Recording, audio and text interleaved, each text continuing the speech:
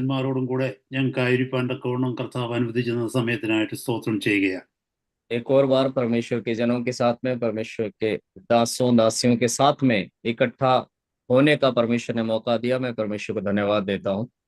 ഞാൻ സൂമിലായാലും മറ്റ് പല മീറ്റിങ്ങുകളിലായാലും പല തവണ ഒരാഴ്ചയിൽ പല പ്രാവശ്യം മീറ്റിങ്ങുകളിൽ ദൈവജനവുമായിട്ട് ദൈവവചനം ഷെയർ ചെയ്യുവാറുണ്ട്, ശുശ്രൂഷയിലായിരിക്കാറുണ്ട്. चाहे जूम पे हो या वैसे आमने सामने हो, मैं हफ्ते में कई बार मैं परमेश्वर के लोगों से मिलता जुलता हूँ, परमेश्वर की सेवकाई में किया करता हूँ। എന്നാൽ വളരെ സന്തോഷം തരുന്ന ഒരു ആത്മീയ കൂട്ടായ്മയാണിത്. पर ये मेरे लिए एक बहुत ही ज्यादा खुशी देने वाली आत्मिक संगति है। കാരണം എന്തെന്ന് ചോദിച്ചാൽ, നിങ്ങൾ വളരെ ആഗ്രഹത്തോടെ കർത്താവിന്റെ വചനത്തിന്റെ മുമ്പാകെ ഇരിക്കുന്നത് കാണുമ്പോൾ എൻ്റെ ഹൃദയം സന്തോഷിക്കുന്നു. क्योंकि आप बड़ी लालसा के साथ में जब प्रभु के वचन के सामने बैठते हैं तो मुझे बहुत खुशी होती है। ഞാൻ മാത്രമല്ല സന്തോഷിക്കുന്നത്, അല്ലെങ്കിൽ ഞങ്ങൾ രണ്ടുപേരും മാത്രമല്ല സന്തോഷിക്കുന്നത്, നമ്മുടെ കർത്താവിനത് സന്തോഷമാണ്. കാരണം കർത്താവിന്റെ പാദപീഠത്തിലിരുന്ന് ദൈവവചനം കേൾക്കുവാൻ ഉള്ള ആഗ്രഹം. सिर्फ हम दोनों ही नहीं, हमारा प्रभु भी आनंदित होता है जब हम उसके चरणों पर बैठकर उसके वचनों को सुनने की इच्छा रखते हैं। കർത്താവിന്റെ വചനത്തിൽ നമ്മൾ മാർത്തയെയും മറിയയെയും കുറിച്ച് വായിക്കാറുണ്ട്. അതിനകത്ത് മറിയയെ കുറിച്ച് കർത്താവ് പറയുന്നത്, അവൾ പാദപീഠത്തിലിരുന്ന് കർത്താവിന്റെ വചനം കേൾക്കുന്നതിനെ കുറിച്ച് എത്ര സന്തോഷത്തോടെയാണ് കർത്താവ് പറയുന്നത്. प्रभु के वचन में हम मार्था और मरियम दोनों को देखते हैं, और मरियम के बारे में उनमें से ये कहा जाता है कि वो प्रभु के चरणों पर बैठकर वचन को सुनना उसको अच्छा लगता था। മാർത്തയോട് പറയുന്നുണ്ട്, നീ പലതിനെ ചൊല്ലി വളരെ ബുദ്ധിമുട്ടുന്നത്, പലതിനെ ചൊല്ലി നീ വേവലാതിപ്പെടുക, പക്ഷെ പലതിനെ ചൊല്ലി നീ ഭാരപ്പെടേണ്ട, ഒന്ന് മതി, ഒന്ന് മാത്രം മതി. അത് Mary has chosen the right thing, only one thing is needed and Mary has chosen that. और मार्था से प्रभु ये कहता कि तू बहुत बातों की चिंता करती है, पर एक ही बात जरूरी है, एक ही बात काफी है, और जो जरूरी बात है उसको मरियम ने चुन लिया है। കർത്താവിന്റെ ജനമേ, ദൈവസന്നിധിയിൽ ഇരുന്നു കൊണ്ട് ആ ഒന്നിനു വേണ്ടി കർത്താവിനോട് കൂടെ ഫെലോഷിപ്പ് ആചരിക്കുവാൻ, കർത്താവിന്റെ വചനം കേൾക്കുവാൻ, കർത്താവിന്റെ ശബ്ദം കേൾക്കുവാൻ നാം നമ്മെ തന്നെ സമർപ്പിച്ചു കൊടുക്കുന്നുവെങ്കിൽ, that one can accomplish so many things in our life. परमेश्वर के जनों, हम अगर उस एक बात के लिए, परमेश्वर का वचन सुनने के लिए, प्रभु की आराधना के लिए, प्रभु के साथ की संगति के लिए, उस एक बात के लिए अगर हम समर्पित करते हैं, तो वो हमारी जिंदगी में बहुत कुछ हमें हासिल करने में, उपलब्धि पाने में मदद कर सकता है। മത്തായിയുടെ സുവിശേഷം 6-ാം അധ്യായത്തിൽ നമ്മൾ വായിക്കുന്നു, മുമ്പേ അവന്റെ രാജ്യവും നീതിയും അന്വേഷിപ്പിൻ, അതോടുകൂടെ ഇതൊക്കെയും ചേർക്കപ്പെടുമെന്ന്. मत्ती का सुसमाचार 6 अध्याय में हम पढ़ते हैं कि पहले परमेश्वर के राज्य और धर्म की खोज करो तो ये सब वस्तुएं तुम्हें मिल जाएंगी। എന്ത് തിന്നും, എന്ത് കുടിക്കും, എന്തുടുക്കും, എവിടെ പാർക്കും, ഇങ്ങനെ ഈ ലോക സംബന്ധമായ ഭൗമികമായിട്ടുള്ള എല്ലാ വിഷയങ്ങളെയും കർത്താവ് പറയുന്നു, അതൊക്കെ നിനക്ക് തരും, നിനക്ക് ചേർക്കപ്പെടും. നീ ആദ്യം ചെയ്യേണ്ടത് എൻ്റെ മുഖവും എൻ്റെ നീതിയും അന്വേഷിക്കണം. इस दुनिया से जुड़ी सारी चिंताओं के बारे में, सारी बातों के बारे में प्रभु ये कहता है कि क्या खाएंगे, क्या पहनेंगे, कहाँ रहेंगे, वो सारी जो चिंताएं हैं वो पूरी हो जाएंगी, वो जरूरतें, अगर आप पहले प्रभु के राज्य और धर्म की खोज में रहेंगे। ഏറ്റവും പ്രധാനപ്പെട്ട കർത്താവിന്റെ രാജ്യം അന്വേഷിക്കുന്നതിന് തടസ്സമാകുവാൻ തക്കവണ്ണമാണ് ദുഷ്ടനാകുന്ന പിശാച് നമ്മുടെ മനസ്സിൽ മറ്റു ചിന്തകൾ, ഈ ലോകത്തെക്കുറിച്ചുള്ള ചിന്തകൾ, വേവലാതികൾ കൊണ്ടുവരുന്നത്. परमेश्वर का राज्य जो सबसे महत्वपूर्ण हमारी जिंदगी में होना चाहिए, उसके बारे में सोचने से रोकने के लिए, रुकावट डालने के लिए शैतान ये दूसरी सारी चीजों के बारे में चिंता हमारे मन में लाता है, हमें व्याकुल और परेशान करता है। അതുകൊണ്ട് പിശാചിന്റെ തന്ത്രങ്ങളെ തിരിച്ചറിഞ്ഞ് നമുക്ക് കർത്താവിന്റെ വചനത്തിന് ചെവിയോർക്കാം. और इसीलिए शैतान की चालाकियों को समझते हुए हम परमेश्वर के वचन की ओर अपने कान लगाएं। കർത്താവിന്റെ ദാസനെ ഓർമ്മിപ്പിച്ചതുപോലെ ഇന്നൊരു പുതിയ സബ്ജക്റ്റ് ആണ്, അല്ലെങ്കിൽ പുതിയ ഒരു ഭാഗമാണ് നമ്മൾ ധ്യാനിക്കുവാനായിട്ട് തുടങ്ങുന്നത്. परमेश्वर के दास ने जैसे बताया, हम आज एक नया विषय या फिर एक नए हिस्से से आज शुरुआत करने जा रहे हैं। മത്തായിയുടെ സുവിശേഷം 5, 6, 7 അധ്യായങ്ങളിൽ നിന്നാണ് നാം പഠിക്കുവാനായിട്ട് പോകുന്നത്. मत्ती का सुसमाचार 5वां, 6वां और 7वां अध्याय, इनमें से हम सीखने जा रहे हैं। നമ്മുടെ വാഴ്ത്തപ്പെട്ട കർത്താവിന്റെ വരവ് താമസിക്കുന്നു എങ്കിൽ നമ്മൾ എത്ര കാലമെടുക്കും ഇത് തീർക്കുവാനെന്ന് എനിക്കറിയില്ല. हमारे प्रभु के आगमन में अगर देरी हो तो मुझे नहीं पता इसको पूरा करने में हमें कितना समय लगेगा।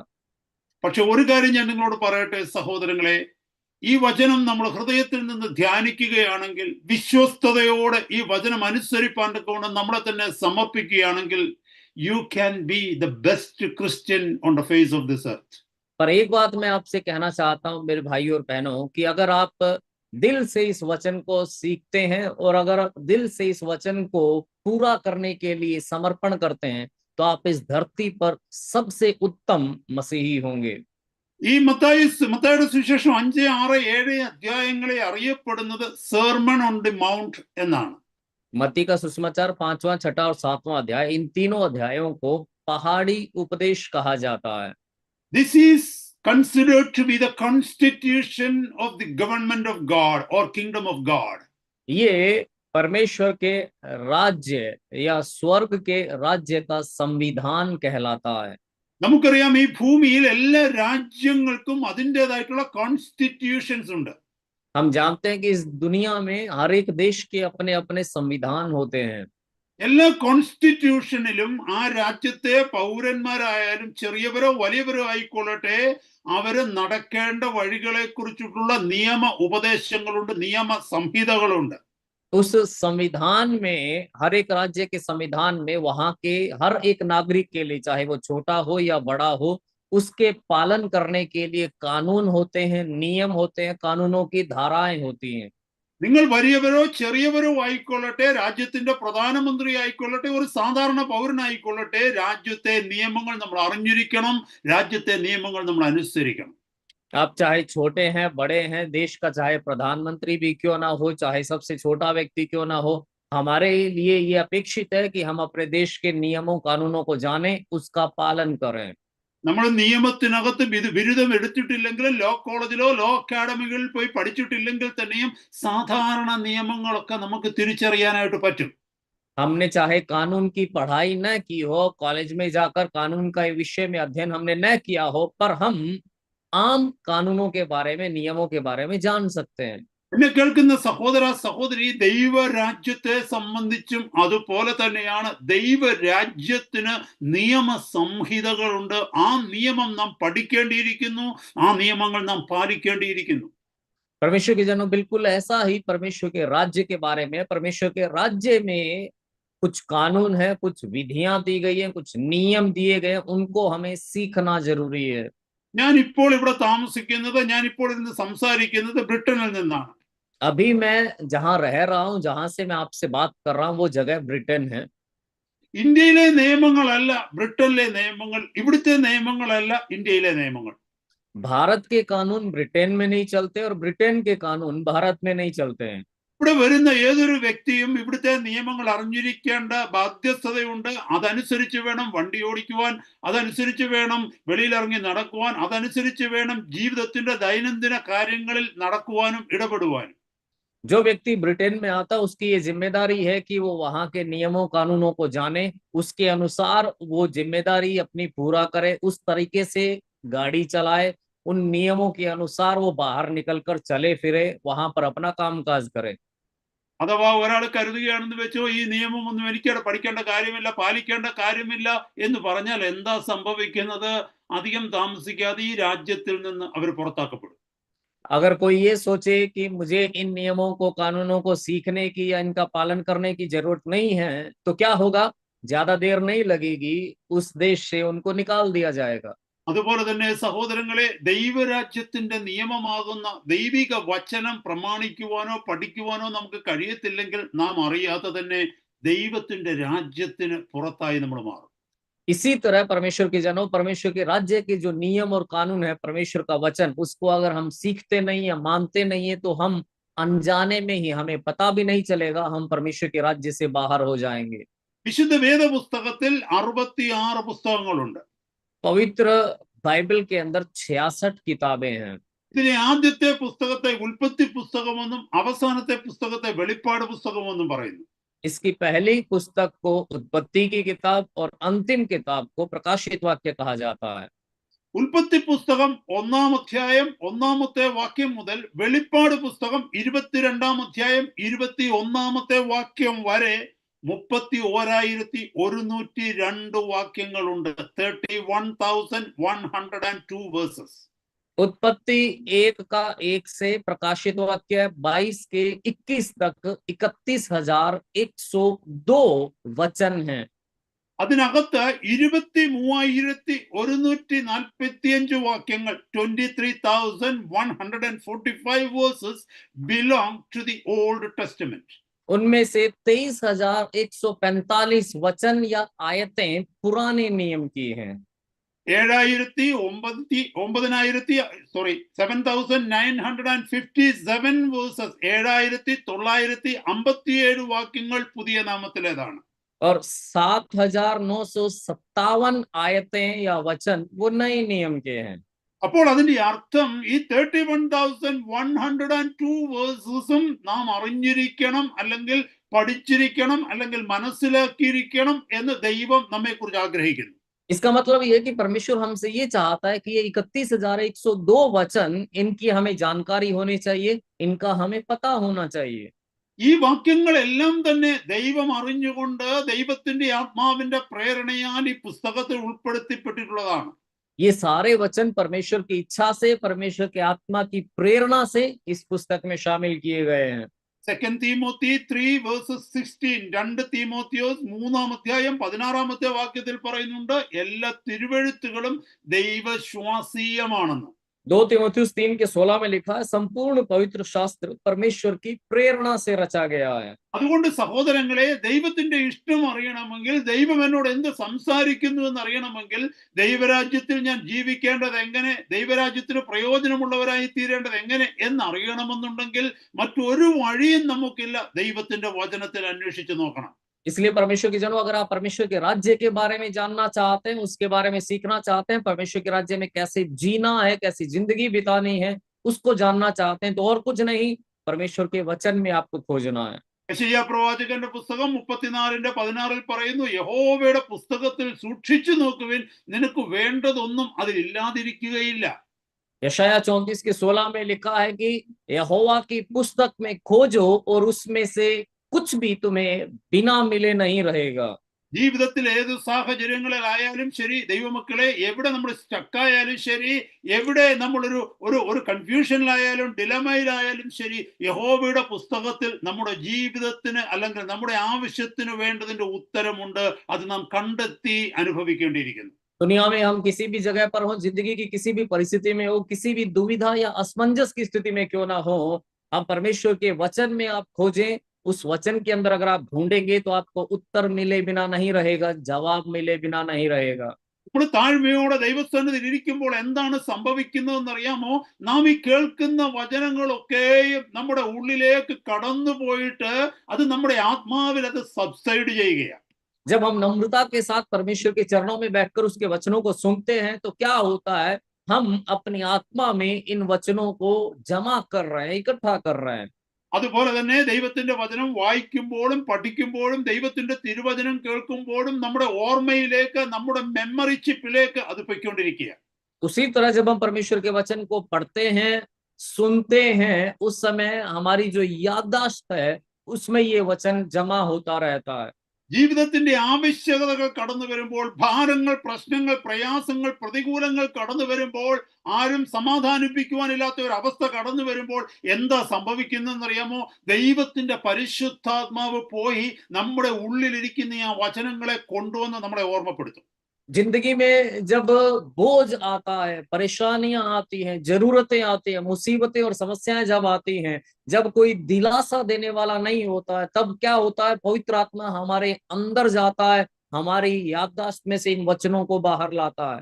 നമ്മളിൽ പലരും കമ്പ്യൂട്ടർ ഉപയോഗിക്കുന്നവരാണ്, കമ്പ്യൂട്ടർ കാണുന്നവരാണ്, അല്ലെങ്കിൽ ഫോൺ ഉപയോഗിക്കുന്നവരാണ്. हम में से कई लोग कंप्यूटर को जानने वाले, इस्तेमाल करने वाले, देखने वाले या फिर फोन का इस्तेमाल करने वाले लोग हैं। നമുക്കറിയാം, ഈ കമ്പ്യൂട്ടറിലും ലാപ്ടോപ്പിലും ഫോണിലും ഒക്കെ ചില ബട്ടണുകളുണ്ട്. നമുക്ക് അത്ഭുതപ്പെടാറില്ല, ചില ബട്ടണുകൾ പ്രസ് ചെയ്യുന്നുണ്ട്, പല പല ഇൻഫർമേഷൻസ് പെട്ടെന്ന് സ്ക്രീനിൽ വരുന്നത് നിങ്ങൾ കണ്ടിട്ടുണ്ടോ? हम जानते हैं कंप्यूटर हो, लैपटॉप हो या फोन हो, इनमें कुछ बटन, अलग अलग तरह के बटन होते हैं और आप चकित होते होंगे कि कभी कुछ बटन आपने दबाया तो आपने देखा होगा कितनी अलग अलग तरह की जानकारियां आपको नजर आती हैं। ഇന്റർനെറ്റിനകത്ത് സെർച്ച് എഞ്ചിൻ, ഗൂഗിൾ പോലെയുള്ള സെർച്ച് എഞ്ചിൻ ഉണ്ട്. നമ്മൾ ആ ഗൂഗിളിലേക്ക് കടന്നു പോയിട്ട് എന്തെങ്കിലും ഒരു വിഷയം ടൈപ്പ് ചെയ്യുമ്പോൾ ഒരൊറ്റ സെക്കൻഡ് കൊണ്ട് അല്ലെങ്കിൽ ഫ്രാക്ഷൻ ഓഫ് സെക്കൻഡ്സിൽ ലോകത്തിന്റെ വിവിധ ഭാഗങ്ങളിലുള്ള വിവിധ വിഷയങ്ങൾ പെട്ടെന്ന് സ്ക്രീനിൽ വരുന്നത് കാണാം. गूगल पे, गूगल जैसा जो सर्च इंजन है उस पे जाकर अब इंटरनेट पे आप सर्च करते हैं, आप कुछ बटन दबाते हैं और जो जानकारी 1 सेकंड में उससे भी कम समय में दुनिया भर की किसी भी तरह की जानकारी आपके सामने आ जाती है. നിങ്ങൾ ആരെങ്കിലും അത്ഭുതപ്പെടാറുണ്ടോ? നിങ്ങളുടെ കയ്യിലിരിക്കുന്ന ഫോണിന്റെ മിടുക്ക് കൊണ്ടാ ഇത്, അല്ലെങ്കിൽ നിങ്ങൾ ഉപയോഗിക്കുന്ന കമ്പ്യൂട്ടറിന്റെ മിടുക്ക് കൊണ്ടാ ഇത് സംഭവിക്കുന്നതെന്ന്? क्या आप कभी ये सोच के चकित होते हैं कि आपके हाथ में जो मोबाइल है या फिर आपके पास में जो कंप्यूटर है उसकी क्षमता के कारण ये हो रहा है? അതിന്റെ കാരണം കൊണ്ടല്ല. പിന്നെയോ, ഓൾറെഡി ഒരു സെർവറിനകത്ത് ഈ ഇൻഫർമേഷൻസ് എല്ലാം ലോകത്തിന്റെ പല ഭാഗങ്ങളിൽ നിന്ന്, പല വെബ്സൈറ്റുകളിൽ നിന്ന്, പല സോഴ്സുകളിൽ നിന്നൊക്കെയും ഡെപ്പോസിറ്റഡ് ആയിട്ടുണ്ട്. എന്താ സംഭവിക്കുന്നതെന്ന് ചോദിച്ചാൽ, നിങ്ങൾ സെർച്ച് എഞ്ചിൻ ഓൺ ചെയ്ത് അതിൽ അന്വേഷിക്കുമ്പോൾ പെട്ടെന്ന് സെർച്ച് എഞ്ചിൻ പോയിട്ട് ആ ഇൻഫർമേഷൻ, സ്റ്റോർ ചെയ്തിരിക്കുന്ന ഇൻഫർമേഷൻ പിക്ക് ചെയ്ത് നിങ്ങളുടെ മുമ്പിൽ കൊണ്ടുവരികയാണ്.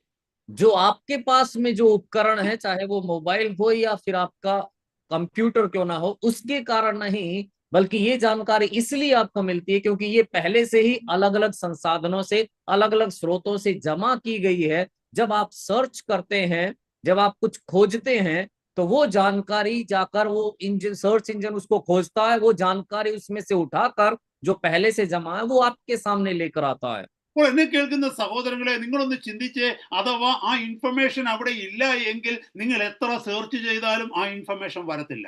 तो आप सोच कर देखिए, जो जानकारी आप खोज रहे हैं, अगर वो जानकारी पहले से जमा नहीं है, वहां पे नहीं है, तो कितना भी आप खोजोगे वो जानकारी आपको नहीं मिलेगी. എന്നെ കേൾക്കുന്ന സഹോദര സഹോദരി, ഇത് തന്നെയാണ് നമ്മുടെ ജീവിതത്തിൽ സംഭവിക്കുന്നത്. ഭാരങ്ങളും പ്രയാസങ്ങളും ബുദ്ധിമുട്ടുകളും വേദനയും ഒക്കെ വരുമ്പോൾ നമ്മൾ നിരാശപ്പെടുന്നതിന്റെ കാരണം എന്താണെന്ന് അറിയാമോ? നമുക്ക് ആശ തരുന്ന, നമുക്ക് പ്രത്യാശ തരുന്ന, നമുക്ക് പ്രതീക്ഷ തരുന്ന ദൈവത്തിന്റെ തിരുവചനം നമ്മുടെ ഉള്ളിൽ ഇല്ല. അതുകൊണ്ടാണ്. मुझे सुनने वाले भाइयों और बहनों, बिल्कुल यही हमारे साथ उस समय होता है जब हमारी जिंदगी में परेशानियां आती हैं, मुसीबतें आती है, दुख दर्द और बोझ आता है, और हम इसलिए बोझ से दब जाते हैं, निराश हो जाते हैं, क्योंकि हमें आशा देने वाला, हमें उम्मीद देने वाला, हमें एक नई रोशनी दिखाने वाला वो वचन हमारे अंदर नहीं होता है, वो इंफॉर्मेशन, वो जानकारी हमारे अंदर नहीं होती है. 119 സങ്കീർത്തനം 105 വാക്യത്തിൽ പറയുന്നു, Thy word is a lamp unto my feet and a light unto my path. അങ്ങയുടെ വചനം എന്റെ കാലുകൾക്ക് ദീപവും എന്റെ ഊടുവഴികൾക്ക് പ്രകാശവുമാകുന്നു. भजन 119 का 105 में हम इस तरह से पढ़ते हैं कि तेरा वचन मेरे पांव के लिए दीपक और मेरे मार्ग के लिए उजियाला है. അപ്പോൾ നമ്മുടെ കാലിന് ദീപമായിരിക്കുക. അതായത് എത്ര വലിയ ഇരുട്ടുള്ള രാത്രിയിലാണെങ്കിലും നമ്മുടെ കയ്യിൽ ഒരു ടോർച്ച് ഉണ്ടെങ്കിൽ, ഒരു വെട്ടമുണ്ടെന്നുണ്ടെങ്കിൽ, നമുക്ക് ഏത് ഭാഗത്ത് നടന്നു പോകുവാനായിട്ട് പറ്റും, അപകടങ്ങളെ കാണുവാനായിട്ട് ആ വെളിച്ചത്തിൽ പറ്റും. അത് തന്നെയാണ് ഇവിടെ വചനം പറയുന്നത്. ദൈവത്തിന്റെ വചനം നമുക്ക് കാലുകൾക്ക് ദീപമായി മാറും, നമ്മുടെ ഊടുവഴികൾക്ക് പ്രകാശമായി മാറും. चाहे कितनी भी अंधेरी रात हो, अगर हमारे हाथ में टॉर्च है तो हमें रास्ता नजर आ जाता है, हमें पता चल जाता है कि हमें किस तरफ चलना है. बिल्कुल यही वचन यहाँ कहता है कि तेरा वचन मेरे पांव के लिए दीपक है और मेरे मार्ग के लिए उजियाला है. ദൈവവചനത്തിൽ 5467 പ്രോമിസസ്, വാഗ്ദത്തങ്ങളുണ്ട്. परमेश्वर के वचन में 5467 वायदे हैं. ഈ ലോകത്തിൽ നാം ജീവിക്കുമ്പോൾ നമ്മൾ അറിഞ്ഞിരിക്കണം സ്വർഗത്തിലെ ദൈവം നമുക്ക് തന്നിരിക്കുന്ന വാഗ്ദത്തങ്ങൾ എന്താണെന്ന്. और इस दुनिया में जब हम जीते हैं तो हमें ये पता होना चाहिए कि स्वर्ग के परमेश्वर ने हमें क्या वायदे दिए हैं. നാം ഈ പുതിയ വിശ്വാസത്തിലേക്ക് വന്നപ്പോൾ, കർത്താവിന്റെ മക്കളായി തീർന്നപ്പോൾ, അവന്റെ ശിഷ്യന്മാരായി തീർന്നപ്പോൾ, ശിഷ്യരായി തീർന്ന് ദൈവരാജ്യത്തിലേക്ക് കടന്നു വന്ന് സ്വർഗത്തിലെ ദൈവത്തെ പിതാവേ എന്ന് വിളിക്കുമ്പോൾ, എന്നെ കേൾക്കുന്ന സഹോദര സഹോദരി, ക്രിസ്തുയേശുവിലൂടെ അനേക വാഗ്ദത്തങ്ങൾ സ്വർഗം നമുക്ക് തന്നിരിക്കുക. जब हम इस नए विश्वास में आए, हम मसीह पर विश्वास करके मसीह के चेले बने, हम जब परमेश्वर की संतान बने तो हम उस पिता को, परमेश्वर को हम पिता कहने के योग्य बने. जब इस रिश्ते में हम आए तो हमें ये जानना है कि परमेश्वर हमें मसीह के द्वारा बहुत से वायदे देता है. നമുക്ക് വാഗ്ദത്തങ്ങൾ അറിയത്തില്ലെങ്കിൽ പിന്നെ എങ്ങനെയാണ് ദൈവത്തോട് നമ്മൾ ചോദിക്കുന്നത്? അത് अगर वो वायदे हम नहीं जानते हैं तो फिर हम उन वायदों को परमेश्वर से मांगेंगे कैसे? നിങ്ങളൊന്ന് ചിന്തിച്ചു നോക്കിയാൽ നിങ്ങളുടെ പിതാവ് ഈ ലോകത്തിലുള്ള നിങ്ങളുടെ അപ്പൻ എന്ന് പറയുന്ന ആള് വളരെ റിച്ച് ആയിട്ടുള്ള വലിയൊരു ബില്യണയർ ആണെന്ന് കരുതിക്കോ. അദ്ദേഹം മരിക്കുന്ന സമയത്ത് നിങ്ങളുടെ പേരിൽ ഒരു വില്ല് എഴുതി നിങ്ങൾക്ക് ഒത്തിരി സ്വത്തുകളൊക്കെ എഴുതി വെച്ചു. പക്ഷേ നിങ്ങൾക്ക് ഈ വില്ലിനെ കുറിച്ച് അറിയത്തില്ലെങ്കിൽ, ഈ വില്ലിൽ എഴുതിയിരിക്കുന്നത് എന്താണെന്ന് അറിയത്തില്ലെങ്കിൽ അപ്പന്റെ സ്വത്ത് എന്തെങ്കിലും നിങ്ങൾക്ക് നേടുവാനായിട്ട് കഴിയുമോ? मान लीजिए आपका पिता एक बहुत ही अमीर खरबपति आदमी है और अपनी मौत के समय वो आपके नाम पर एक वसीयत लिख कर जाता है, अपनी सारी जमीन जायदाद सब कुछ आपके नाम पर लिख कर जाता है, पर आपको उस वसीयत के बारे में कुछ भी नहीं पता है। तो क्या आपको लगता है कि उस जमीन जायदाद में से वसीयत में लिखा हुआ कुछ भी आपको मिल पाएगा, आप ले पाएंगे? ദൈവം നമുക്ക് തന്നിരിക്കുന്ന വില്ലാണ് ദൈവത്തിന്റെ വചനം. ഇതിന്റെ ഉള്ളിൽ ദൈവം നമുക്ക് തന്നിരിക്കുന്ന വാഗ്ദത്തങ്ങൾ എഴുതി വെച്ചിരിക്കുന്നു. എന്നാൽ നമ്മളിൽ പലർക്കും അത് അനുഭവിക്കുവാൻ കഴിയാത്തതിന്റെ കാരണം ഇതിൽ എന്താണ് എഴുതിയിരിക്കുന്നതെന്ന് നമ്മളിൽ പലർക്കും അറിയത്തില്ല. അതുകൊണ്ട് परमेश्वर द्वारा हमारे लिए लिखी गई वसीयत है ये परमेश्वर का वचन, ये वायदे जो परमेश्वर ने हमारे लिए इसके अंदर लिखे हैं। लेकिन हम में से बहुत से लोग इसलिए उन वायदों को पा नहीं पाते क्योंकि हम में से कईयों को पता ही नहीं है इसमें हमारे लिए क्या वायदे दिए गए हैं, क्या लिखा है। നമുക്കറിയാം ഈ കബളിപ്പിക്കുന്ന വക്കീലന്മാർ, അഡ്വക്കേറ്റുമാരുണ്ട്. അവരെന്ത് ചെയ്യുമെന്നറിയാമോ? വില്ലിനകത്തുള്ള പലതും സ്വന്തം പേരിലാക്കുവാൻ തക്കവണ്ണം ക്ലയൻസിനെ കബളിപ്പിക്കാറുണ്ട്. അതുപോലെ ദുഷ്ടനാകുന്ന പിശാച് പലപ്പോഴും ഈ വചനത്തിലെ വാഗ്ദത്തങ്ങൾ കാണാതിരിപ്പാൻ തക്കവണ്ണം നമ്മളെ കബളിപ്പിച്ചുകൊണ്ടിരിക്കുക. हम जानते हैं कई वकील ठगने वाले ठग वकील होते हैं जो नाम तो किसी और के वसीयत है पर उसे अपने नाम पर करवाने के लिए लोगों को ठगते हैं। बिल्कुल उसी तरह से शैतान हमें ठगता है, वो छल हमारे साथ करता है ताकि इसमें लिखे वायदों को हम पा न सकें। അതുകൊണ്ട് ഇന്നത്തെ രാത്രി മുതൽ ഈ വചനത്തിന്റെ മുമ്പാകെ ഇരിക്കുമ്പോൾ മുതൽ സഹോദരങ്ങളെ ഒരു തീരുമാനമെടുക്കുക. എന്റെ പിതാവ് സ്വർഗത്തിൽ നിന്ന് എനിക്ക് തന്നിരിക്കുന്ന വാഗ്ദത്തങ്ങൾ എന്താണെന്ന് എനിക്ക് വായിച്ചറിയണം, അല്ലെങ്കിൽ കേട്ടറിയണം. इसलिए आज से जब हम इस वचन को सुनने जा रहे हैं तो भाइयों और बहनों इस निर्णय के साथ में बैठें कि स्वर्ग के पिता ने मेरे बारे में जो वायदे इसके अंदर लिखे हैं उसको मुझे या तो पढ़ के जानना है या सुन के मुझे जानना है। ഇതിൽ എഴുതിയിരിക്കുന്ന എല്ലാ വാക്യങ്ങളും എല്ലാ വാഗ്ദത്തങ്ങളും ഓരോരോ സെർമൺസ് ആണ്. इसमें लिखे गए एक एक वचन या एक एक वायदे वो एक एक प्रचार हैं। അതുകൊണ്ട് നമുക്ക് കർത്താവിന്റെ വചനത്തിലേക്ക് ഒന്ന് കടന്നു വരാം. तो हम परमेश्वर के वचन की ओर वापस लौटते हैं। മത്തായിയുടെ സുവിശേഷം 5-ാം അധ്യായത്തിൽ നിന്നാണ് നാം തുടങ്ങുന്നത്. मत्ती का सुसमाचार 5वें अध्याय से हम शुरुआत कर रहे हैं। എല്ലാവരും പ്രാർത്ഥനയോടെ കർത്താവിന്റെ സന്നിധിയിലായിരിക്കണം. सब लोग प्रार्थना के साथ प्रभु की उपस्थिति में बैठे हैं।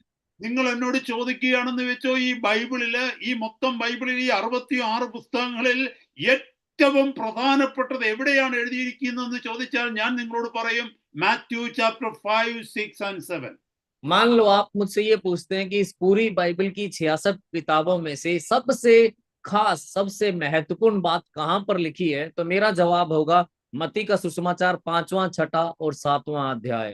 എല്ലാം നമ്മൾ പഠിച്ചിരിക്കണമെന്നുള്ളത് ദൈവത്തിന്റെ ആഗ്രഹമാണ്, അനുസരിക്കുക എന്നുള്ളത് ദൈവത്തിന്റെ ആഗ്രഹമാണ്. എന്നാൽ ആരെങ്കിലും ഒരാൾ ഓടി വന്ന് എന്നോട് പറയുകയാണെന്ന് വെച്ചോ, എന്റെ കയ്യിൽ 1 മണിക്കൂർ സമയമേ ഉള്ളൂ, ഈ 1 മണിക്കൂർ കൊണ്ട് ഈ ബൈബിൾ പഠിക്കണമെന്ന് എനിക്ക് ആഗ്രഹമുണ്ട്, പക്ഷെ എനിക്ക് ഒരു അഡ്വൈസ് തരാമോ, ഞാൻ ആദ്യം തുറന്ന് പഠിക്കേണ്ടത് ഏത് ഭാഗമെന്ന് ചോദിച്ചാൽ ഞാൻ അവരോട് പറയും മാത്യു 5, 6 and 7.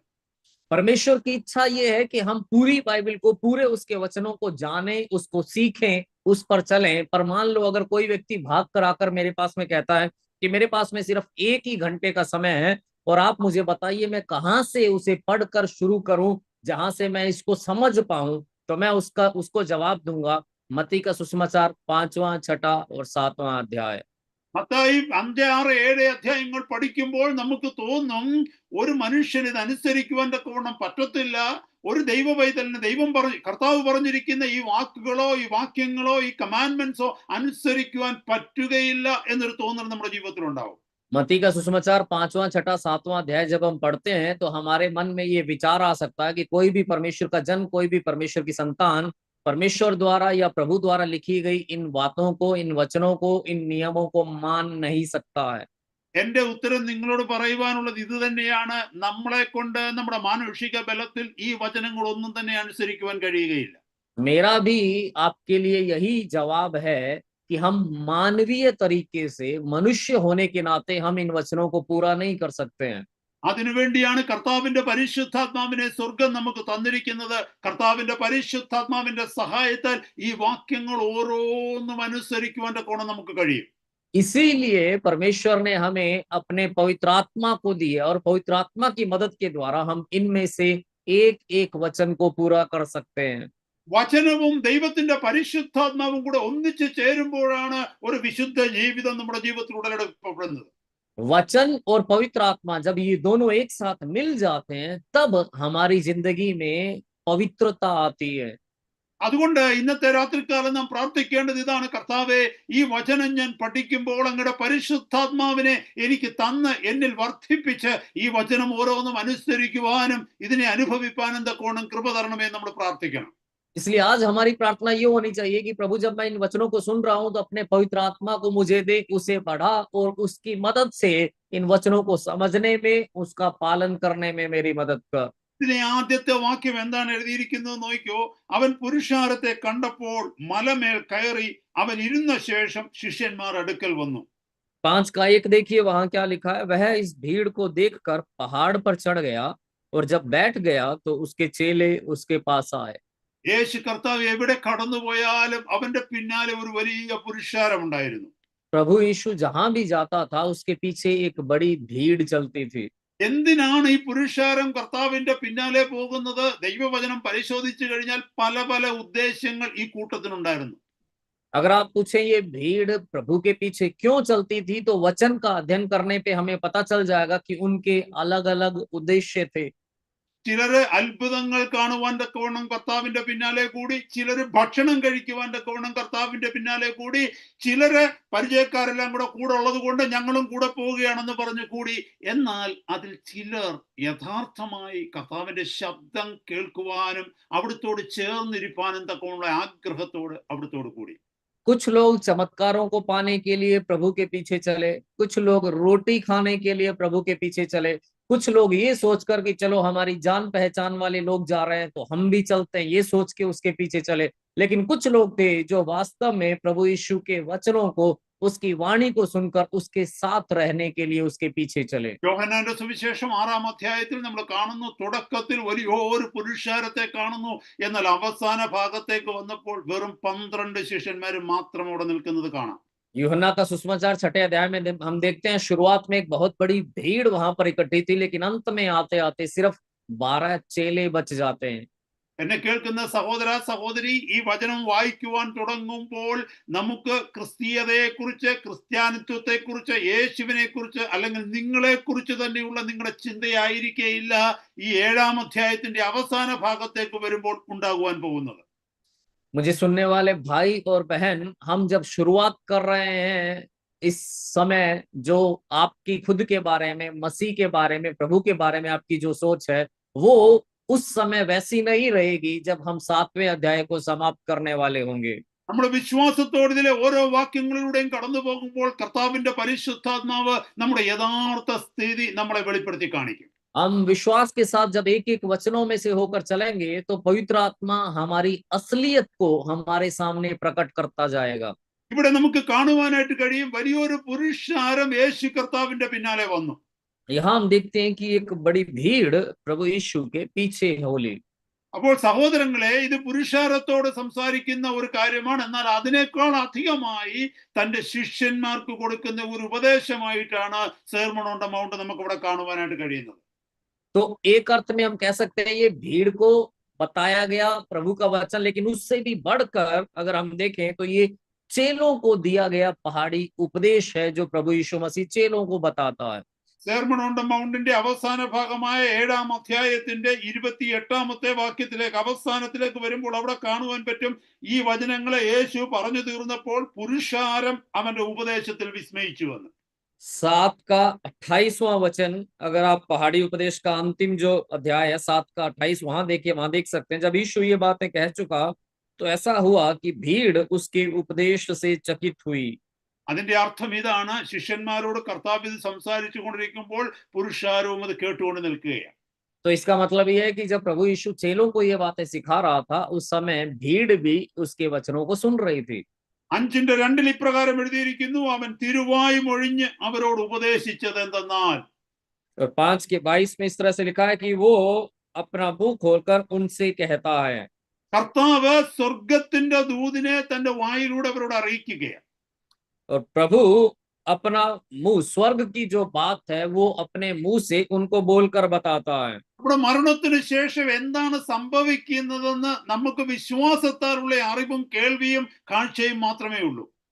और वहां क्या होता है वो सिर्फ विश्वास से हमने जो देखा या सुना है, हमारी सिर्फ उतनी ही जानकारी है। നമ്മൾ മരിച്ചതിന് ശേഷം നാം എങ്ങോട്ടാണ് പോകുന്നത്, സ്വർഗം എങ്ങനെയാണ്, നരകം എങ്ങനെയാണ്, അല്ലെങ്കിൽ നമ്മുടെ ജീവിതം എങ്ങനെയായി തീരും, ഇതൊക്കെ ദൈവവചനം നമുക്ക് കാണിച്ചു തന്നിരിക്കുന്ന കാഴ്ചകളും കേൾവികളും മാത്രമേ ഉള്ളൂ. मरने के बाद हम कहाँ जाएंगे, स्वर्ग कैसा है, नरक कैसा है, वहां सब कुछ कैसा होगा, इसके बारे में हमारी जानकारी वचन में जो कुछ बताया गया है, जो सुना है हमने, जो देखा है, सिर्फ उतनी ही हमारी जानकारी है, और वो विश्वास के द्वारा है। എന്നാൽ യേശു കർത്താവിന്റെ മുമ്പിൽ ഇരുന്നു കൊണ്ട് നമ്മൾ കേൾക്കുമ്പോൾ ഒരു കാര്യം നമുക്ക് അറിയാൻ പറ്റും, ഇവൻ ഈ പറയുന്നതൊക്കെയും സ്വർഗത്തിൽ നിന്ന് എല്ലാം കണ്ടിട്ട് വന്നിട്ട് സംസാരിക്കുകയാണ്.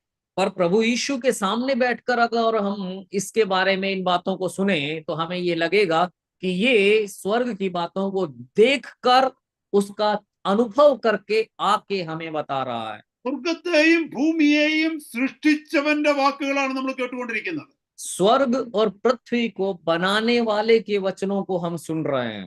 മനുഷ്യൻ പലതും പറയുമ്പോൾ അതിനകത്ത് തെറ്റ് വരുവാൻ സാധ്യതയുണ്ട്, ഒരുപക്ഷെ ഊഹാപോഹങ്ങൾ വരുവാൻ സാധ്യതയുണ്ട്, അല്ലെങ്കിൽ മാറ്റി പറയുവാൻ സാധ്യതയുണ്ട്. എന്നാൽ വാഴ്ത്തപ്പെട്ട കർത്താവ് ഒരു കാര്യം പറയുകയാണെങ്കിൽ പ്രപഞ്ചം എന്നുവരെ നിലനിൽക്കുന്നുവോ അന്നുവരെ ആ വാക്കുകൾക്ക് മാറ്റമുണ്ടാവില്ല.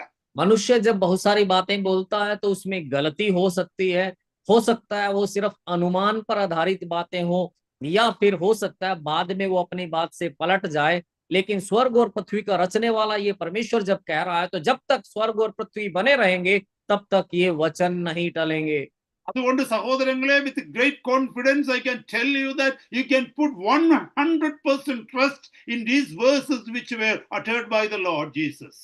तो बड़े भरोसे के साथ में भाई और बहनों, मैं आपसे कह सकता हूं कि प्रभु यीशु द्वारा कहे गए इन वचनों पर आप 100% भरोसा कर सकते हैं। വേഴ്സ് 3-ൽ പറയുന്നു, മൂന്നാമത്തെ വാക്യത്തിൽ പറയുന്നു, ആത്മാവിൽ ദരിദ്രരായവർ ഭാഗ്യവാന്മാർ, സ്വർഗരാജ്യം അവർക്കുള്ളത്. तीसरा वचन कहता है, धन्य हैं वे जो मन के दीन हैं, क्योंकि स्वर्ग का राज्य उन्हीं का है। വളരെ മനോഹരമായ ഒരു വാക്യമായി വാക്യം. बहुत ही खूबसूरत एक वचन है ये।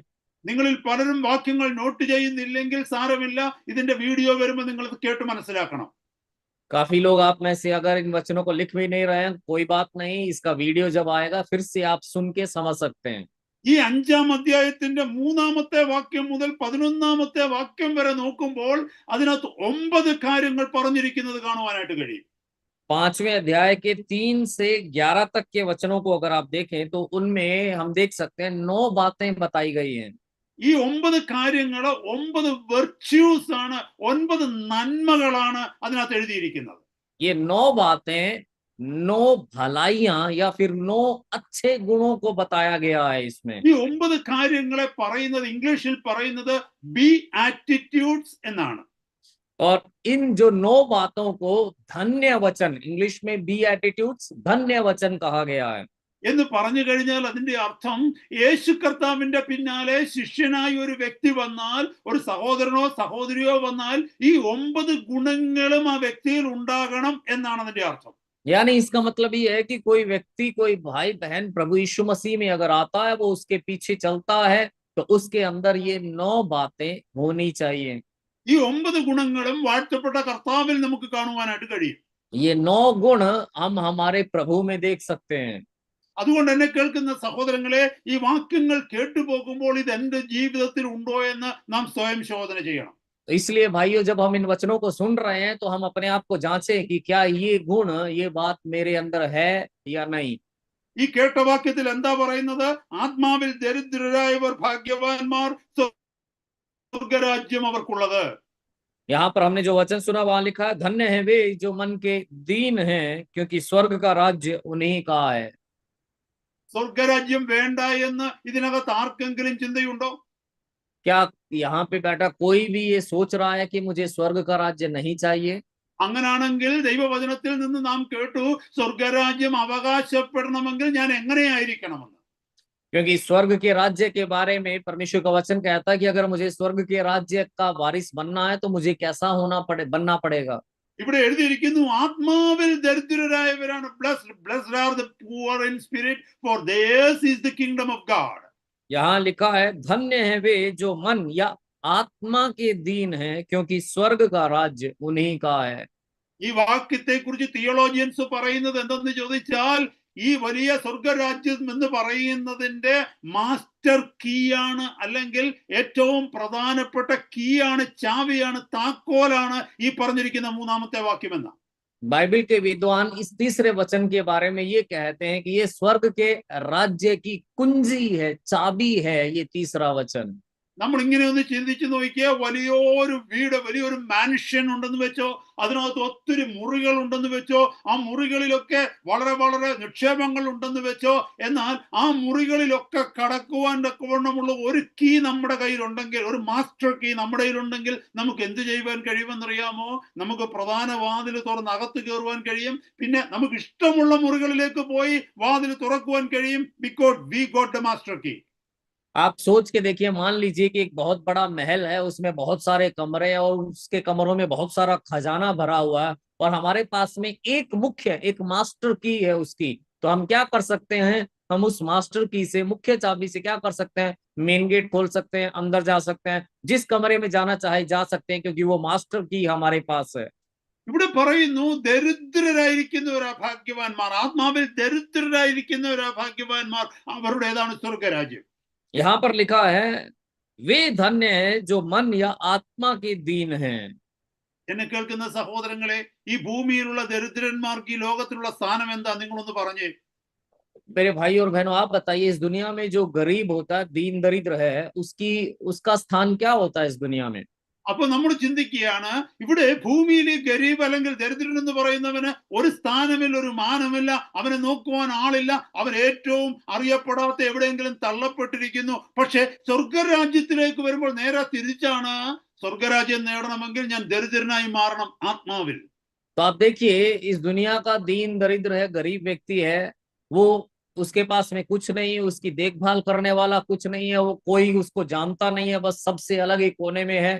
तो हमें स्वर्ग के राज्य में अगर प्रवेश करना है तो हमें भी आत्मा में बिल्कुल वैसा ही बनना पड़ेगा। ഞാനതൊന്ന് എക്സ്പ്ലെയിൻ ചെയ്യുവാനായിട്ട് ശ്രമിക്കുക. ഇനി मैं अब उसको समझाने की कोशिश करने जा रहा हूँ। ബൈബിളിലേക്ക്, കർത്താവിന്റെ വചനത്തിലേക്ക് നോക്കിക്കഴിയുമ്പോൾ most of the lord's teachings having paradoxes, അതിന് മലയാളത്തിൽ വിരോധാഭാസം എന്ന് പറയും. കാരണം എന്തെന്ന് ചോദിച്ചാൽ നമ്മൾ ചിന്തിക്കുന്നത് പോലെയല്ല മറ്റു വശം, പാരഡോക്സസ് ആണ്. प्रभु के ज्यादातर वचनों को अगर हम देखें तो वो एक तरह से विरोधाभास जैसा है, यानी एक हिस्सा जैसा लगता है, दूसरे वाला हिस्सा वैसा नहीं होता है। ലൂക്കോസിന്റെ സുവിശേഷം ഒന്ന് രണ്ട് എക്സാമ്പിൾ ഞാൻ പറയുകയാണ്. ലൂക്കോസിന്റെ സുവിശേഷം 22:26, ലൂക്ക് 22:26 പറയുന്നു, the greatest among you should be the youngest. നിങ്ങളിൽ വലിയവനാകുവാൻ ഇച്ഛിക്കുന്നവനെല്ലാം ചെറിയവനായി തീരണം. और उसके एक दो उदाहरण मैं आपको बताने जा रहा हूँ। लूका 22:6 वहां पर लिखा है कि तुम में से जो बड़ा बनना चाहे वो सबसे छोटा बने। അതുപോലെ ലൂക്കോസിന്റെ സുവിശേഷം 17:33, ലൂക്ക് 17:33 പറയുന്നു, whoever keeps his life will lose it. തന്റെ ജീവനെ നേടുവാൻ ഇച്ഛിക്കുന്നവനൊക്കെയും അതിനെ കളയും. और लूका 17:33 में इसी तरह से लिखा है, जो कोई अपना प्राण बचाना चाहे वह उसे खोएगा और जो कोई उसे खोए वह उसे जीवित रखेगा। മത്തായിയുടെ സുവിശേഷം 11:25 പറയുന്നു, little kids can understand more than the wise. ജ്ഞാനികളെക്കാൾ കൂടുതൽ കുഞ്ഞുങ്ങൾക്ക് സ്വർഗരാജ്യത്തെ കുറിച്ച് മനസ്സിലാക്കുവാൻ കഴിയും. मत्ती 11:25 में ये लिखा है कि बालकों को बड़े बुद्धिमान लोगों से ज्यादा स्वर्ग के राज्य की समझ दी गई है। ഇതൊക്കെ നോക്കിക്കഴിയുമ്പോൾ പാരഡോക്സസ് ആണ്, അല്ലെങ്കിൽ വിരോധാഭാസമായിട്ട് തോന്നും. പക്ഷെ അതിന്റെ ഉള്ളിൽ ആഴമേറിയ ആത്മീയ മർമ്മങ്ങൾ അടങ്ങിയിരിക്കുന്നു. तो जब हम इन वचनों को देखते हैं, सुनने में ये विरोधाभासी लग सकते हैं, पर अगर आप ध्यान से देखें तो बड़ी भेद की बातें, मर्म की बातें उसमें छिपी हैं। മാനുഷിക ബുദ്ധി കൊണ്ട് ഒരു മനുഷ്യൻ ഇത് വായിക്കുവാനോ മനസ്സിലാക്കുവാനോ ശ്രമിച്ചു കഴിഞ്ഞാൽ ഒന്നും മനസ്സിലാകത്തില്ല. അതുകൊണ്ടാണ് കർത്താവിന്റെ പരിശുദ്ധാത്മാവിന്റെ സഹായം ദൈവവചന പഠനത്തിന് നമുക്ക് ആവശ്യമാണെന്ന് പറയുന്നത്. मानवीय बुद्धि के साथ में अगर कोई इन्हें समझने की कोशिश करे तो वो कुछ भी नहीं समझ सकता। इसीलिए ये कहा जाता है कि परमेश्वर के वचन को समझने सीखने के लिए पवित्र आत्मा की मदद जरूरी है। നമ്മുടെ കർത്താവിന്റെ ജീവിതം തന്നെ ഒന്ന് നോക്കിക്കേ, അത് പാരഡോക്സസ് ആണ്.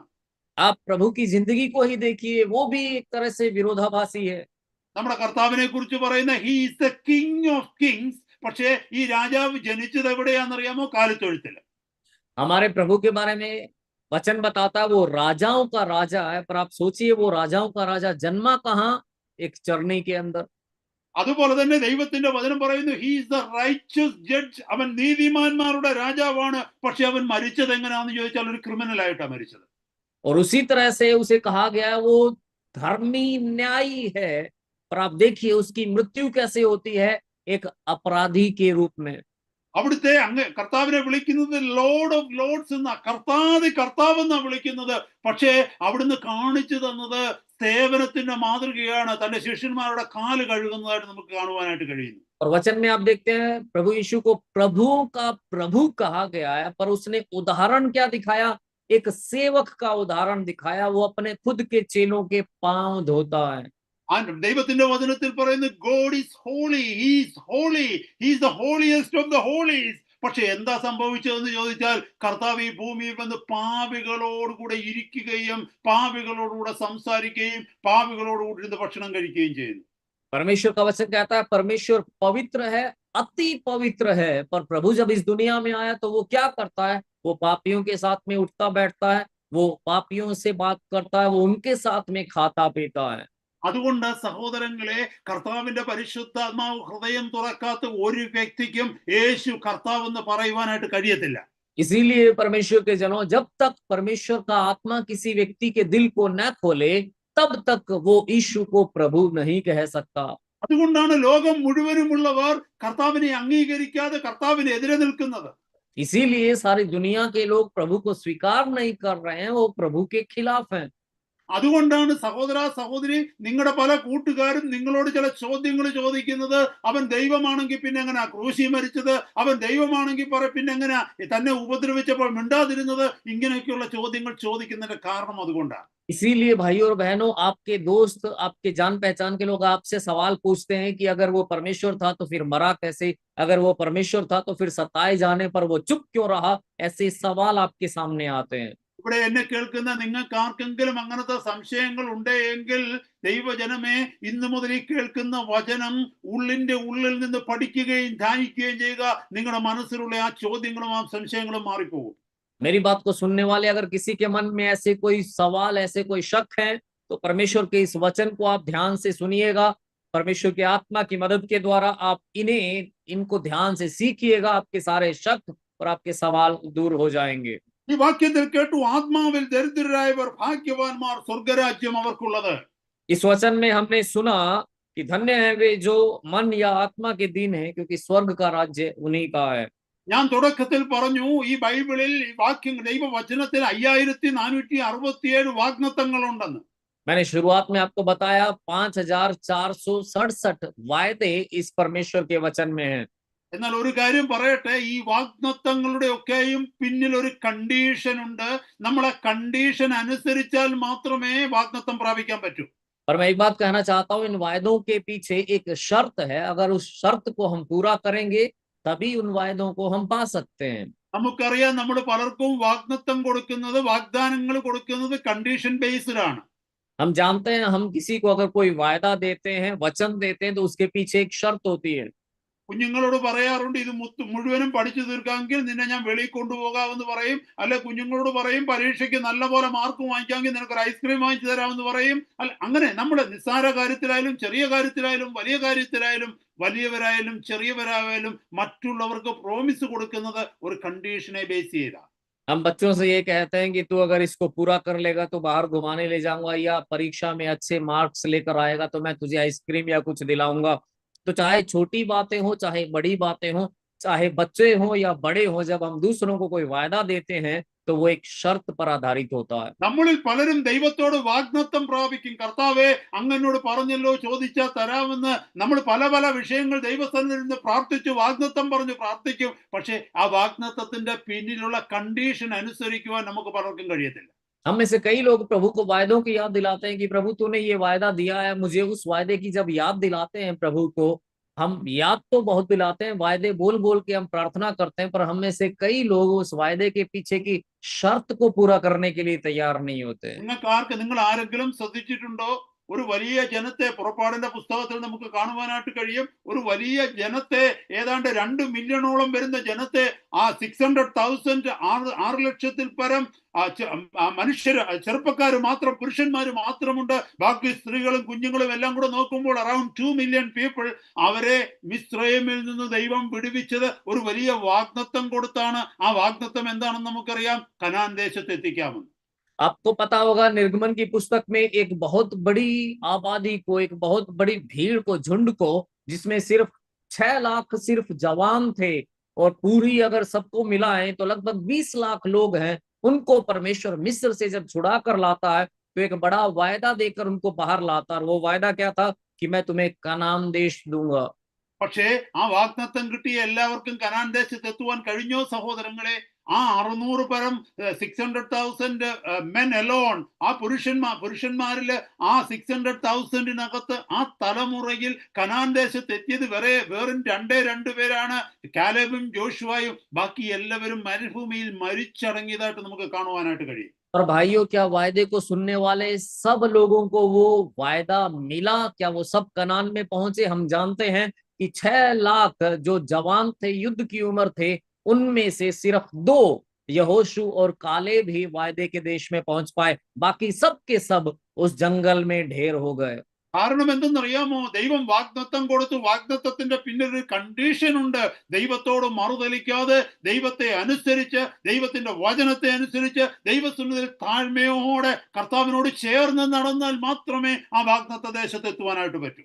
और इसका कारण ये है कि परमेश्वर ने जो वायदा दिया उसके साथ में एक शर्त जुड़ी है। वो शर्त ये है कि परमेश्वर के खिलाफ बलवा नहीं करना है, परमेश्वर की बात माननी है, उसके वचन को मानना है, और परमेश्वर की इच्छा के अनुसार चलते हुए उसके साथ साथ जब आप आगे बढ़ेंगे तब वो वायदा आपको मिलेगा।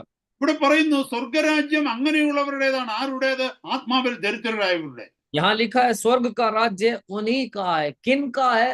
जो आत्मा या मन में दीन है। എന്താണ് ആത്മാവിൽ ദരിദ്രരാകുക എന്ന് പറഞ്ഞാൽ വാക്കിന്റെ അർത്ഥം? ये आत्मा में दरिद्र होने का मतलब क्या है? It means being aware of our spiritual poverty all the time. इसका मतलब ये है हर समय अपनी आत्मिक गरीबी का एहसास होना। നമ്മൾ ദരിദ്രനായ ഒരു മനുഷ്യനെ കാണുക, അല്ലെങ്കിൽ ബെഗേഴ്സിനെ, യാചകരായിട്ടുള്ള മനുഷ്യരെ കണ്ടു കഴിഞ്ഞാൽ നമുക്ക് മനസ്സിലാക്കുവാൻ പറ്റും, അവർ പറയും ഞങ്ങളുടെ കയ്യിൽ ഒന്നുമില്ലെന്ന്. हम गरीबों को देखते हैं या फिर भिखारियों को देखते हैं तो हमें पता है, वो लोग बताते हैं कि हमारे पास में कुछ नहीं है, हम देख के उनको पहचान सकते हैं। പുതിയ നിയമത്തിൽ 2 അർത്ഥത്തിൽ ഈ പുവർ എന്ന വാക്ക് ഉപയോഗിച്ചിട്ടുണ്ട്. नए नियम में ये दीन या जो कंगाल जो शब्द है वो 2 अर्थों में इस्तेमाल किया गया है। മർക്കോസിന്റെ സുവിശേഷം 12-ാം അധ്യായത്തിലും ലൂക്കോസിന്റെ സുവിശേഷം 21-ാം അധ്യായത്തിലും ആ പുവർ വിഡോയെ കുറിച്ച് പറയുമ്പോൾ, ഒരു വിധവ 2 ചില്ലിക്കാശ് ഇടുന്ന ഭാഗത്തെ കുറിച്ച് പറയുമ്പോൾ, അവിടെ ആ വിഡോയെ പുവർ എന്ന വാക്ക് ഉപയോഗിച്ചിരിക്കുന്ന ഒരു ദാരിദ്ര്യത്തെ കുറിച്ച് പറയുന്നുണ്ട്. और वहां 2 वचनों में हम देख सकते हैं कि एक गरीब कंगाल विधवा के बारे में जो 2 सिक्के डालती है उसको कंगाल या गरीब विधवा के रूप में दिखाया गया है। പക്ഷേ ആ പുവർ വിഡോയുടെ കയ്യിലും 2 വെള്ളിക്കാശ് ഉണ്ടായിരുന്നു. അതുകൊണ്ട് അവർ തീർത്തും പുവർ അല്ലായിരുന്നു. पर उस विधवा के पास में भी 2 सिक्के थे, इसलिए वो पूरी तरह से गरीब या कंगाल नहीं थी। എന്നാൽ ലൂക്കോസിന്റെ സുവിശേഷം 16-ാം അധ്യായത്തിൽ ഒരു ധനവാനെയും ദരിദ്രനായ ലാസറിനെയും കുറിച്ച് പറയുന്നുണ്ട്. അവിടെ ആ ദരിദ്രനായ ലാസറിനെ കുറിച്ച് പറയുന്നത് നായ്ക്കളോടുകൂടെ മത്സരിച്ചാണ് അവൻ മേശമേൽ നിന്ന് വിടുന്ന അപ്പനുറുക്കുകളെ തിന്നുന്നതായിട്ട് കാണിച്ചത്. पर लूका 16वें अध्याय में हम एक धनवान व्यक्ति और एक गरीब लाजर के बारे में देख सकते हैं। वहां पर ये हम देख सकते हैं कि वो मेज पर से जो टुकड़े गिरते थे उसके लिए भी कुत्तों से होड़ करता है कि उसमें से कुछ उसको खाने को मिल जाए। അതാണ് യാഥാർത്ഥ ദാരിദ്ര്യം എന്ന് പറയുന്നത്. കാരണം കിടക്കുവാൻ ഇടമില്ല, കഴിക്കുവാൻ ഭക്ഷണമില്ല, നായ്ക്കളോട് മത്സരിച്ച് തന്റെ ഓരോ നേരത്തെ അന്നത്തിനു വേണ്ടി, ഭക്ഷണത്തിനു വേണ്ടി അവൻ കാത്തിരിക്കുന്ന ഒരു മനുഷ്യൻ. അതാണ് യഥാർത്ഥ ദാരിദ്ര്യം എന്ന് പറയുന്നത്. असली गरीबी यही है कि रहने की जगह नहीं है, खाने को अन्न नहीं है, और एक टाइम का अन्न खाने के लिए भी कुत्तों से होड़ करनी पड़ती है। वो असली गरीबी है। മൂലഭാഷയിൽ ദാരിദ്ര്യത്തെ കുറിച്ച് poor, blessed are the poor, theirs is the kingdom of God, ആ വാക്യത്തിൽ എഴുതിയിരിക്കുന്ന പൂവർ എന്നുള്ളത് ഈ അർത്ഥത്തിലാണ് എഴുതിയിരിക്കുന്നത്. और मूल भाषा में जो दीन शब्द का इस्तेमाल किया गया वो इसी मतलब में किया गया है। അതിന്റെ അർത്ഥം ഇതാണ്: ദൈവസന്നിധിയിലേക്ക് കടന്നു വന്ന് എൻ്റെ കയ്യിൽ ഒന്നുമില്ല കർത്താവേ, അങ്ങ് എന്തെങ്കിലും തരുന്നുവെങ്കിൽ അത് മാത്രമേ എനിക്ക് ഇന്നത്തേക്കുള്ളൂ എന്ന് സഹോദര സഹോദരി, എനിക്കും നിങ്ങൾക്കും ദൈവസന്നിധിയിൽ സ്വയം താഴ്ത്തി പറയുവാൻ കഴിയുമെങ്കിൽ കർത്താവ് പറയുന്നു, then you will have the kingdom of God. इसका मतलब ये है कि भाइयों और बहनों, अगर हम प्रभु के सामने आकर ये कह पाते हैं कि प्रभु मेरे पास में कुछ नहीं है, अगर आप कुछ देंगे तभी आज के लिए मुझे कुछ मिलेगा, इस तरह से अगर हम अपने आप को नम्र बना पाते हैं, दीन बना पाते हैं, तो स्वर्ग का राज्य हमारा है। നിങ്ങളൊന്ന് ചിന്തിച്ചു നോക്കിയാൽ, നിങ്ങളുടെ വീടിന്റെ മുമ്പിൽ രാവിലെ ഒരു ബെഗർ, ഒരു യാചകൻ വന്ന് കൈനീട്ടുകയാണെന്നൊന്ന് കരുതിക്കേ. आप मान लीजिए सुबह के समय कोई भिखारी आपके घर के सामने आकर हाथ फैलाता है, ആ നിങ്ങളെ വീടിനകത്ത് പോയിട്ട് നിങ്ങളെ കൈ കിട്ടുന്ന ഇച്ചിരി പൈസ എടുത്തിട്ട് ആ മനുഷ്യന്റെ കയ്യിൽ കൊണ്ട് കൊടുത്തെന്ന് വെച്ചോ. और मान लो आप घर के अंदर जाते हैं, जो आपको थोड़ा बहुत पैसा मिलता है वो लाकर आप उस भिखारी के हाथ पे रख देते हैं। പിറ്റേ ദിവസം രാവിലെയും ഇതേ മനുഷ്യൻ തന്നെ നിങ്ങളുടെ വാതിലിന്റെ മുമ്പിൽ വന്ന് മുട്ടിയിട്ട് കൈ നീട്ടുകയാണെന്ന് കരുതിക്കോ. और मान लो अगले दिन वही आदमी फिर से आपके दरवाजे पर आके खटखटाता है। അപ്പൊ നിങ്ങൾ ചോദിക്കുകയെന്ന് വെച്ചു, ഞാൻ നിനക്ക് ഇന്നലെ പൈസ തന്നില്ലേ, പിന്നെ എന്തിനാ ഇന്ന് വന്നെന്ന് ചോദിച്ചു. तो मान लो आप उससे पूछते हैं कि कल तो मैंने तेरे को पैसे दिए थे, फिर आज क्यों आ गया?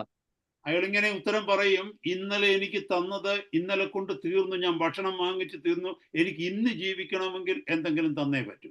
तो वो आपको जवाब देगा कि कल आपने जो पैसा दिया था वो तो कल ही लग गया, कल मैंने खाना लेके उससे खा लिया, वो खत्म, आज अगर आप कुछ दोगे तभी मुझे कुछ मिलेगा। ഇതാണ് യഥാർത്ഥ പൂവർ എന്ന് പറയുന്നത്. ये है असली गरीबी या कंगाली। ഓരോ ദിവസം ജീവിക്കുവാനും ഓരോ മണിക്കൂർ ജീവിക്കുവാനും ദൈവത്തിന്റെ സന്നിധിയിൽ കൃപയ്ക്ക് വേണ്ടി കൈനീട്ടുന്നവനാണ് പൂവർ ഇൻ സ്പിരിറ്റ്. एक एक दिन जीने के लिए, एक एक घंटा जिंदगी बिताने के लिए, परमेश्वर के अनुग्रह को पाने के लिए जो प्रभु के सामने हाथ फैलाता है, वो है असल में आत्मा या मन में दीन। ഓരോരോ ശുശ്രൂഷ ചെയ്യുവാൻ പോകുമ്പോഴും ശുശ്രൂഷയ്ക്ക് പോകുന്നതിന് മുമ്പ് കർത്താവിന്റെ മുമ്പിൽ മുട്ടുകുത്തി ശുശ്രൂഷ ചെയ്യുവാനുള്ള കൃപയ്ക്ക് വേണ്ടി യാചിക്കുന്നവനാണ് ആത്മാവിൽ ദരിദ്രനായ ശുശ്രൂഷകൻ.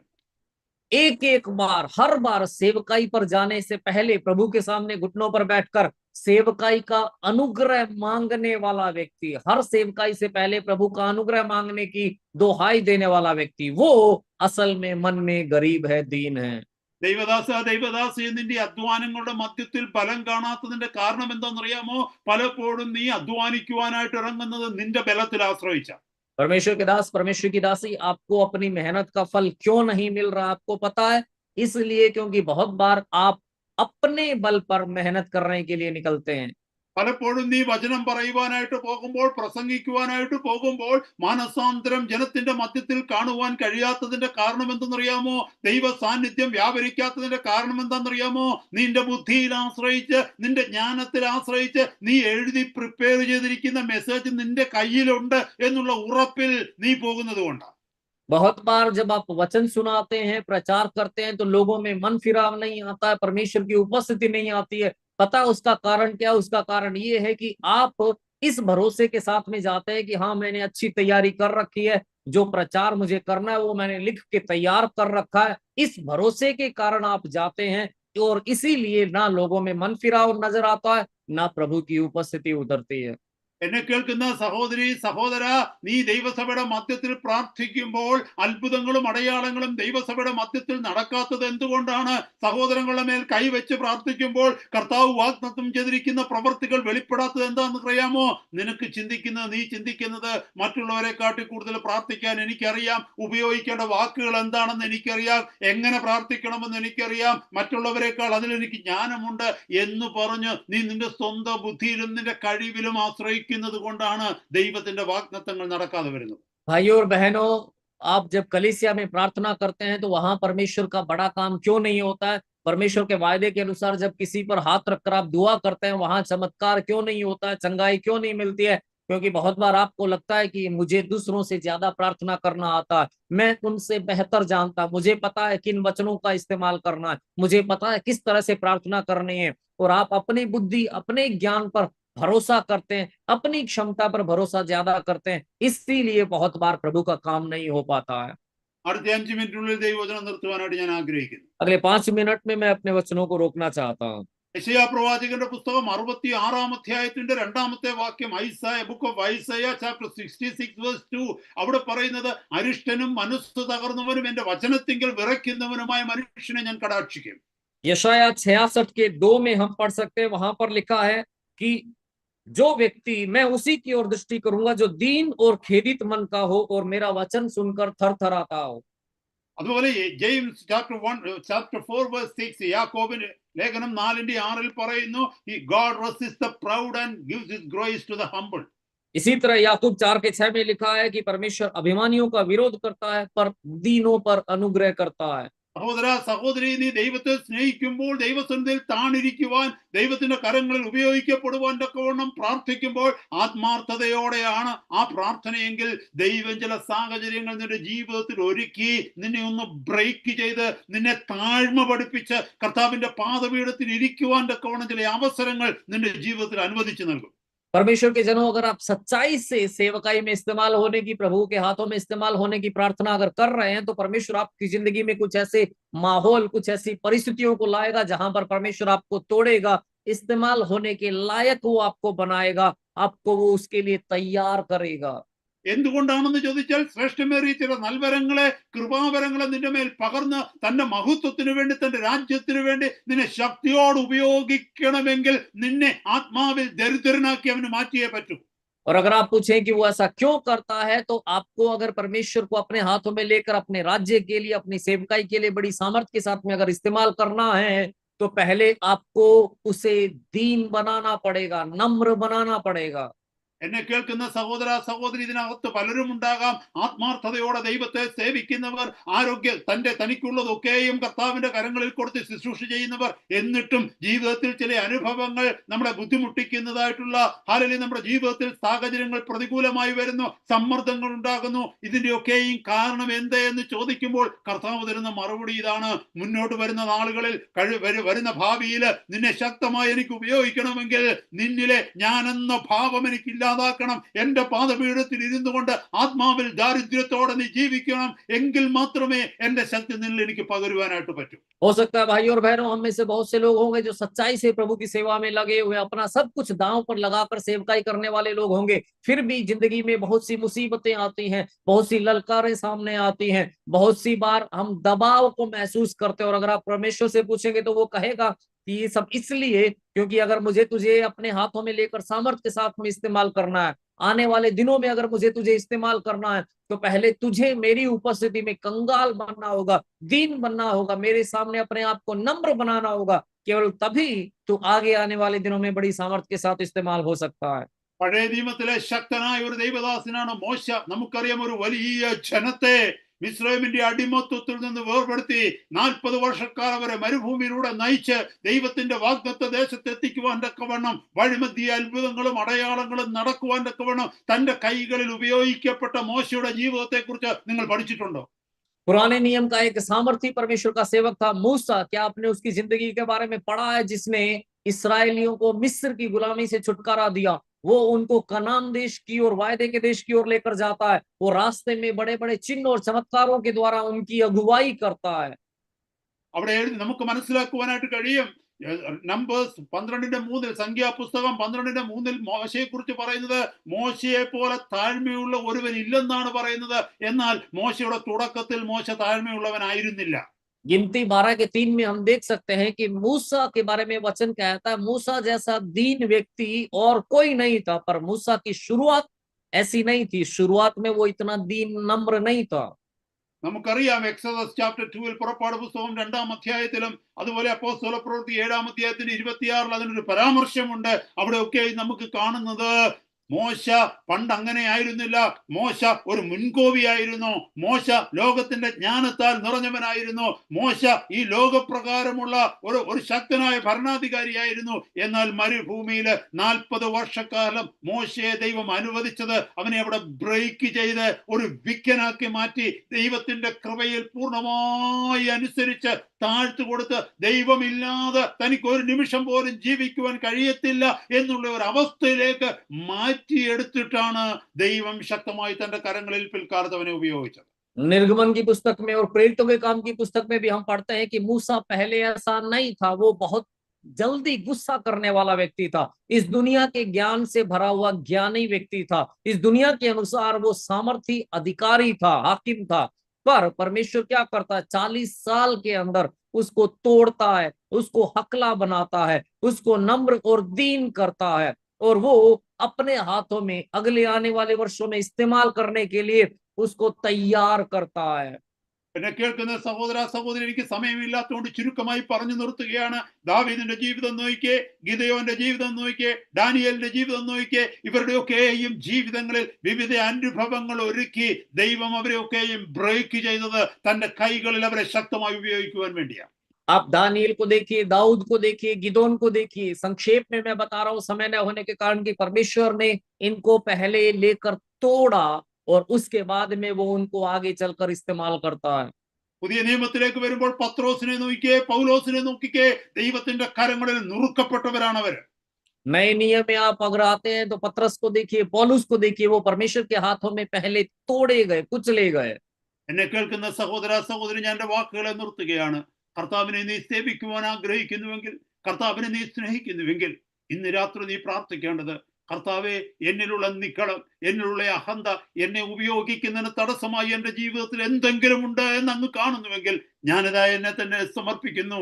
എന്നെ ഒന്ന് നുറുക്കിയെടുത്ത് അങ്ങയുടെ കരങ്ങളിൽ ശക്തമായി ദേശത്തിന്റെ വിടുതലിന് വേണ്ടി ഉപയോഗിക്കണം. परमेश्वर के जनों, अगर आप प्रभु से प्रेम करते हैं, अगर आप प्रभु की सेवकाई करना चाहते हैं, तो आज प्रभु से कहें कि प्रभु, मेरे अंदर अगर कुछ भी मैं का भाव है, अगर कहीं भी कुछ भी कोई घमंड या अहंकार है, या आपको जो लगता है कि कुछ भी जो सेवकाई के खिलाफ है, तो प्रभु उसको मेरी जिंदगी में से दूर कर, मुझे अपने हाथों में लेकर तोड़, और आने वाले दिनों में बड़ी सामर्थ्य के साथ मुझे इस्तेमाल करने के लायक बना। കർത്താവിനോട് പ്രാർത്ഥിച്ചാൽ അങ്ങയേക്കാൾ അധികം ഈ ലോകത്തിലുള്ളത് എന്തെങ്കിലും ഞാൻ സ്നേഹിക്കുന്നെങ്കിൽ, അത് പേരായിക്കൊള്ളട്ടെ, പെരുമയായിക്കൊള്ളട്ടെ, വലിയവനാകുവാനുള്ള ആഗ്രഹമായിക്കൊള്ളട്ടെ, അങ്ങയേക്കാൾ അധികം ഞാൻ എന്തെങ്കിലും സ്നേഹിക്കുന്നുവെങ്കിൽ ആ സ്നേഹം എന്നിൽ നിന്ന് എടുത്തു മാറ്റണമേ. ആ ലോക സ്നേഹത്തെ മാറ്റണമേ. ആ ഹുങ്കെന്നുള്ള ഭാവത്തെ മാറ്റണമേ. ഞാൻ അങ്ങയ്ക്ക് വേണ്ടി ജീവിക്കുവാനായിട്ട് ആഗ്രഹിക്കുന്നു. ശ്രേഷ്ഠമേറിയ നിലനിൽക്കുന്ന നിത്യതയ്ക്കുള്ള ആ സമ്പത്തിന് വേണ്ടി ജീവിക്കുവാൻ ഞാൻ ആഗ്രഹിക്കുന്നു. ആത്മാവിൽ ദരിദ്രനാക്കി എന്നെ മാറ്റണമേ എന്ന് പ്രാർത്ഥിച്ചു. परमेश्वर से कहेंगे, प्रभु, इस दुनिया में अगर मैं कुछ भी आपसे बढ़कर अगर प्रेम करता हूं, चाहे वो मेरा नाम हो, प्रसिद्धि पाने की चाह हो, या बड़ा बनने की इच्छा हो, अगर ऐसा कुछ भी है जो दुनिया में मुझे आपसे ज्यादा प्यारा है, तो उसे मेरी जिंदगी से दूर कर प्रभु। ऐसा कुछ भी अहम या अहंकार, घमंड मेरी जिंदगी से दूर कर प्रभु, और उस अनंत जीवन पर नजर रखते हुए, उस सदा बने रहने वाले जीवन पर नजर रखते हुए प्रभु आगे बढ़ने में मेरी मदद कर। സഹോദര സഹോദരി, ഈ ലോകത്തിൽ നീ എന്ത് നേടിയാലും ശരി, ഈ ലോകത്തിൽ പേരോ പെരുമയോ നേടിക്കോട്ടെ, അനേക സഭകൾ സ്ഥാപിക്കുവാൻ ദൈവം നിന്നെ ഉപയോഗിച്ചാലും ശരി, നീ അനേകരെ സ്നാനപ്പെടുത്തിയാലും ശരി, ഈ ലോകത്തിലെ ഏറ്റവും വലിയ ധനവാനായ പ്രീച്ചറായാലും ശരി, മരിക്കുന്ന നിമിഷം ഇതൊക്കെയും കളഞ്ഞുകൊണ്ട് ശൂന്യമായ കൈകളോടുകൂടി ഒന്നുമില്ലാത്തവനായി ദൈവത്തിന്റെ മുമ്പിൽ പോയി നിൽക്കേണ്ടി വരും.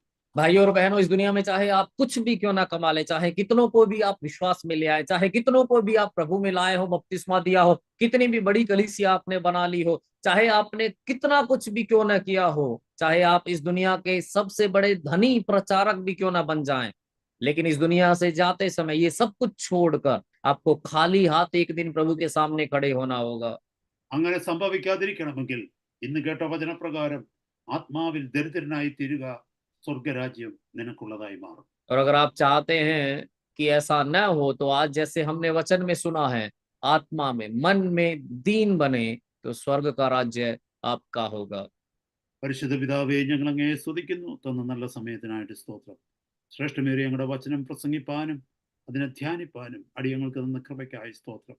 ഞങ്ങളുടെ ജനത്തെ ഞങ്ങളുടെ കരങ്ങളിലേക്ക് ഏൽപ്പിക്കുന്നു. കേൾപ്പിച്ച വചനം അവരുടെ ഹൃദയങ്ങളിൽ എഴുതണമേ അപ്പ.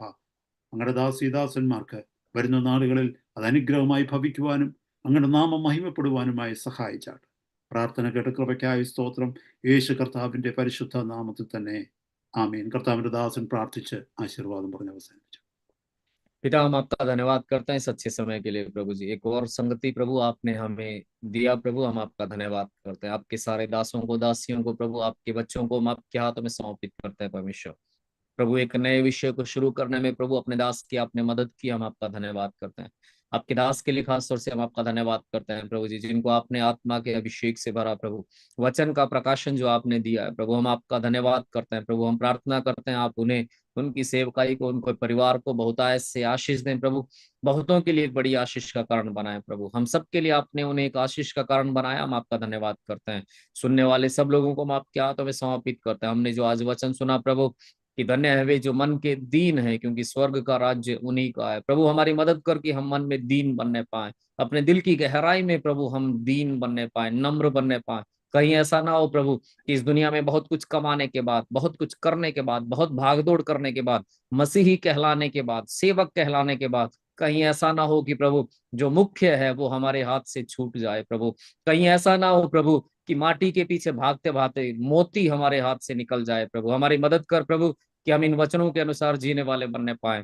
धन्यवाद करते हैं आपके सामर्थ्य वचन के लिए, हम में से हर एक से बातचीत करने के लिए धन्यवाद प्रभु। हमारी नजर सिर्फ उस अनंत जीवन पर बनी रहे जिसके लिए आपने हमें बुलाया है प्रभु।